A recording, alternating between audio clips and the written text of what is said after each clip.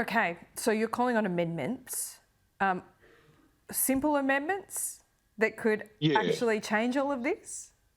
yeah. No, I mean, good question. Like, as currently drafted, the significant disadvantage to Australian property trusts is actually a global one. So in the US and the UK, they actually carve out institutional property trusts from similar regimes, Mm. acknowledging, as our regime should, in fact, that the institutional property sector does not pose a genuine risk of profit sharing of the kind that the bill is in general trying to uh, address. So the amendments to the bill can easily be made, and they should be made now, so that the bill does three things. One, it needs to appropriately address integrity risks, of which there is no evidence in institutional property that that's been a problem.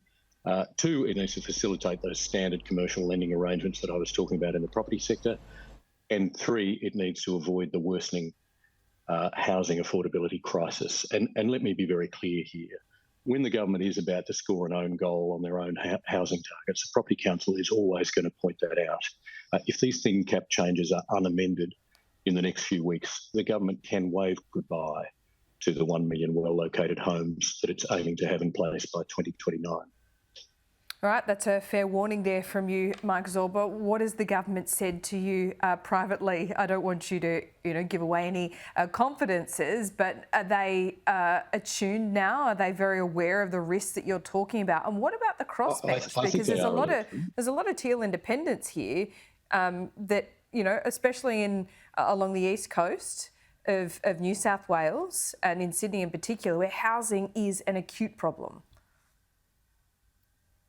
Look, you're right, Laura. I think the government are listening intently. We've certainly had very respectful dialogue with them and the Treasury over an 8-month period. It is a very complicated area of international investment, but that doesn't make it any less vital. And just because some of these aspects of the legislation are very obscure doesn't mean they shouldn't be got right. So we are talking to government at all levels. We are talking to the crossbench in both houses, of course. This is a vital period of time for Australia to get things right on the housing front.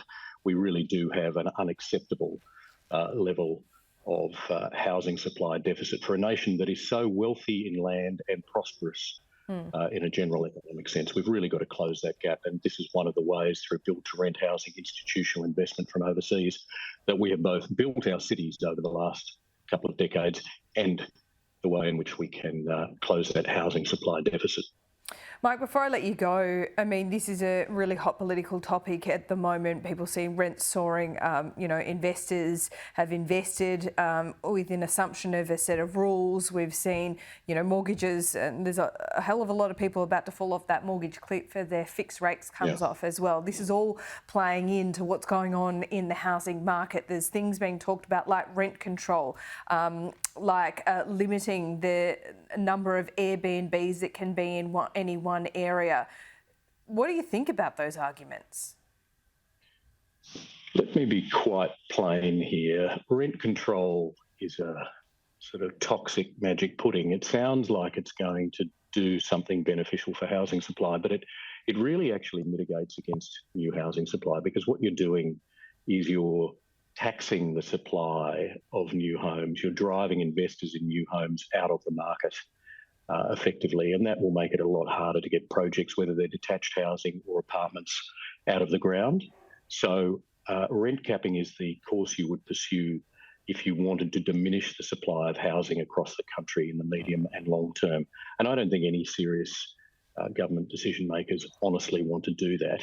The only way that we can fix housing supply in this country is to improve broken state planning systems, to set legitimate housing targets across the country, and then to stick to those very rigidly and make all parliaments account for the number of homes that are being created as social infrastructure around the nation, whether that's at-market homes, whether that's social homes, whether that's key worker homes.